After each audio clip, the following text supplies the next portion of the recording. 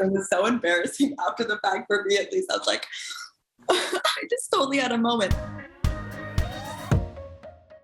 I was not just familiar with it, I was a part of it. I was like the diehard fan tweeting every single episode. Yeah, I mean, PLL was the first show that I ever became obsessed with, and just a huge OG fan. So it's all very humbling and surreal. I was introduced to Pretty Little Liars in middle school, and it was iconic. It was my introduction into the YA space. And so I felt really like rebellious and, watching it, it's very risque, it's adult, young adult. And so I was hooked. It was so addicting. And I just wanted to know what was happening, who was A. I was pretty enamored. God, I was way too familiar. All of my friends, family, everybody in my life knows how much of a fan I was of the OG show. I even remember getting the email on my inbox for the self-tape and being like, "You guys, they're rebooting Pretty Little Liars," because I went crazy over how big of a fan. I actually have that screenshot, by the way. How big of a fan of the show I was. Lucy Hale was like the love of my life during my teen years, early teens. So the original show meant a lot for me growing up. I remember sneaking to the library and like checking out the book, feeling like it was something dangerous in a way, because there was so much fun in the show and the mystery and all of it. And, I can't even believe that I'm a part of this show. When it came out, or when the audition came out, like Maia said, it wasn't even something that was in my inbox. I just asked everyone around me, like, how do I need to, like, is there a character there for me? Like, is there any way I can be a part of this? Because I think like so much of our generation could relate to the fact that the show was such a huge impact. Like, you couldn't even go a lunch without somebody talking about Pretty Little Liars. You know what I mean? Like, you couldn't escape the show. It's that huge. And I mean, those girls are iconic and the storylines are wonderful. And to be able to create new ones with such strong women too, and get to build our own friendships with this new group has just been the dream of a lifetime. Mal and I are similar in that we read the books. So we have been loyal to Pretty Little Liars for quite a while. So it was really exciting getting the audition for Pretty Little Liars Original Sin. Bailee, I understand that Lucy Hale had a pretty small part in you being on the show. It's all, it's so funny. My life has I'm able to grow up alongside just so many supportive people who I admire so much, and Lucy being one of them. And we were in the middle of a workout class, and she just randomly looked at me and she was like, "Oh, you know what you should do? My friend Roberto's rebooting PLL." And I looked at her as someone who just admired her for so long on a screen and then now adores and loves and admires her as a human. I was like, me for PLL? I was like, I could never be you. And she was like, no, it's going to be so good. And that was the end of the conversation. And then a couple months later, I got the email about the show and I wrote her, I was like, I think you manifested it. But she truly held my hand through the whole process of waiting to hear if I was going to get to be a part of the show. And then once I started the show, it's just kind of been there to help guide and be there to chat at any time. And so her support has obviously, as a friend, has meant so much. And especially as someone who created the legacy that is PLL. I think what excites me most about playing Faran is that she is quick-witted and she knows what she wants and she's not afraid to be big and bold and take up space. So it was really exciting to play a character and also to play opposite of Mal. It was always like a master class in acting. She was so giving. So it was so fun to live in her shoes. My favorite part, it seems like a silly answer, but my favorite part are the days where I got to come in and play both characters. Because some days I come in and I'm just Kelly, and some days I come in I'm just Karen. But the scenes where we would go through, do it all as Karen, and then I would go and change in my trailer and come back and do it as Kelly, those were always very, you kind of get whiplash. And it was very challenging in a fun way. Just those days would be my favorite. What do you enjoy most about playing Tabby? I love that she is so immersed in her love of film. She is an avid filmmaker, horror movie buff. It is her greatest passion. And it's kind of the lens through which she views the world. And so, she has literally a film reference for everything, which is so fun to play. And it's not even something where she, slips into conversation where she's trying to be funny. It's just who she is. It just slips out.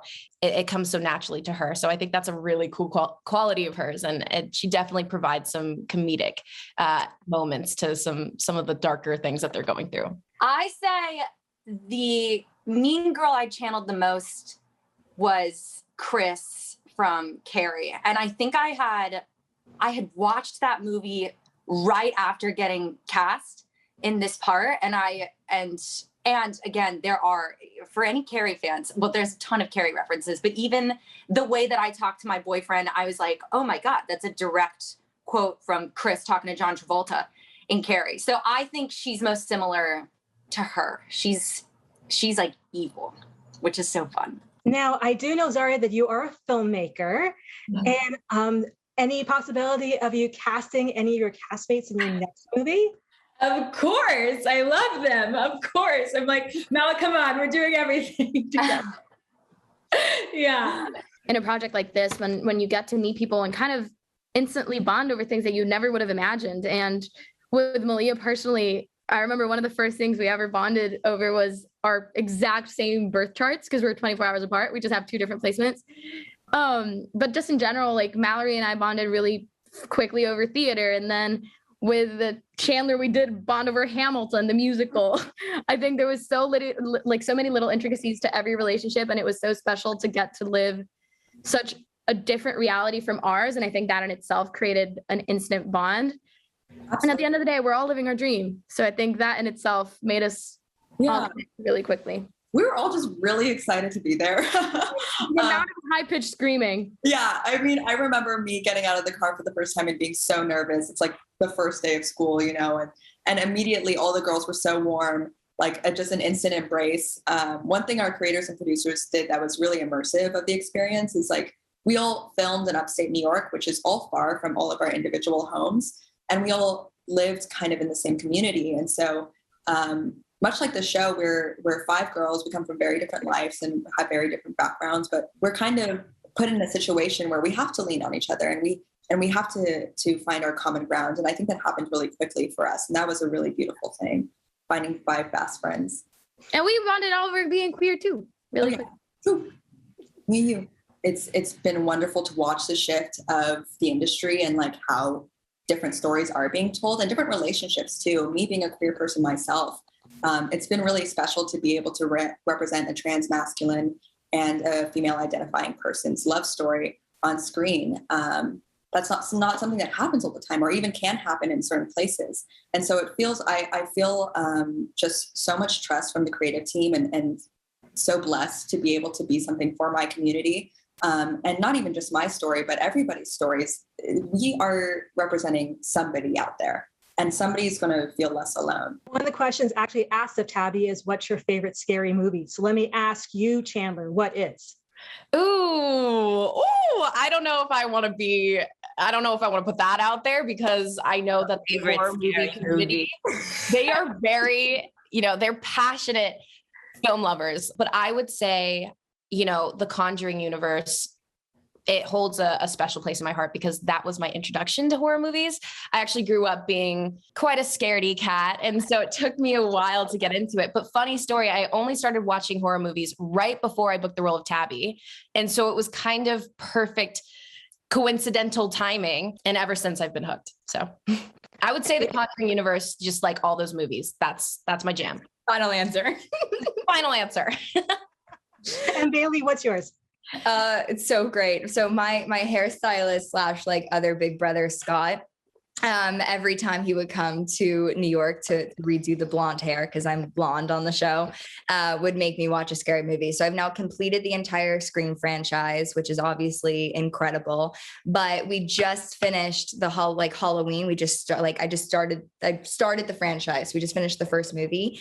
And I have to say, as someone who was on the set, and I think it'll be fun for people to get to watch our show, there's so many respectful nods to such classic horror films throughout our show. And so it's been a joy to get to go back and watch these movies that are so beloved, that really kicked off the horror franchise, and be like, oh, I see. Yeah, there's a nice little comparison there. A little of a parallel there. Yeah.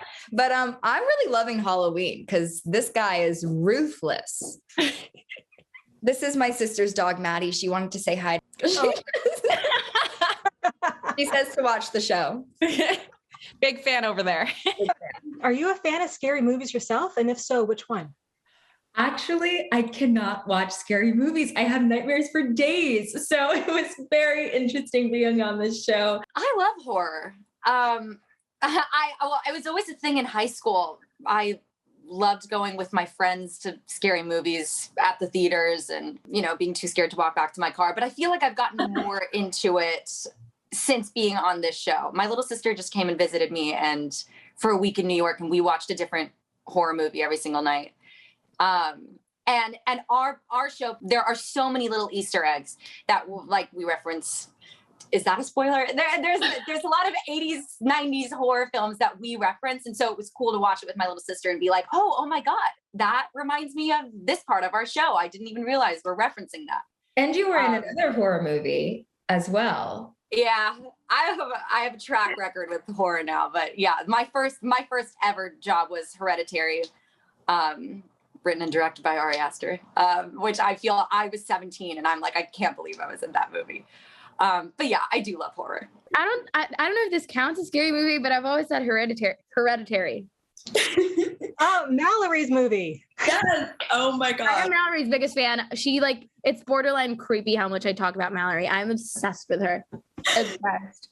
Oh my gosh. We actually were asked this by during the first table read. And I think I and a few other people, I'm sure you did as well, Maia, said Hereditary, not even knowing that Mallory was in it. It was so embarrassing after the fact for me, at least. I was like, I just totally had a moment. But yes, mine would be Hereditary or Midsommar. Love Ari Aster.